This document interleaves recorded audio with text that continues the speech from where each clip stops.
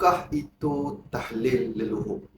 Rata-rata yang orang Melayu terutamanya banyak mengamalkan amalan ini sebagai satu bentuk tradisi.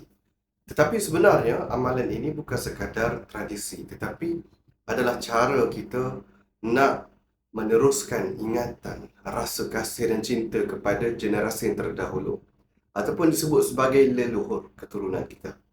Sebab itu, cerita leluhur yang perlu difahami adalah kita nak sentiasa berhubung dengan generasi yang terdahulu pada ingatan, pada rasa, pada kasih.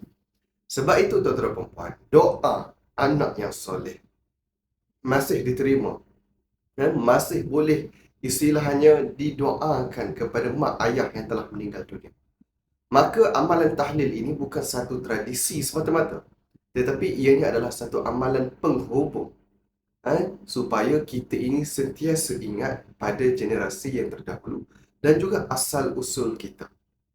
Sebab itu, tuan-tuan dan puan-puan, tahlil ini bukan sekadar ritual, bukan sekadar bacaan-bacaan, tetapi ianya adalah satu bentuk ingatan, cinta, kasih kepada generasi yang terdahulu.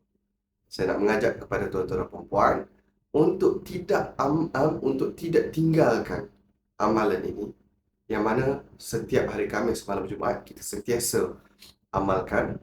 Dan mulai hari ini, tuan-tuan dan puan, niatkan segala kebaikan yang kita buat, niatkan pahalanya itu, kebaikannya itu kepada generasi yang terdahulu, mak ayah kita, atuk nenek kita dan seluruh keturunan leluhur kita sebelah ibu dan ayah kita. Assalamualaikum.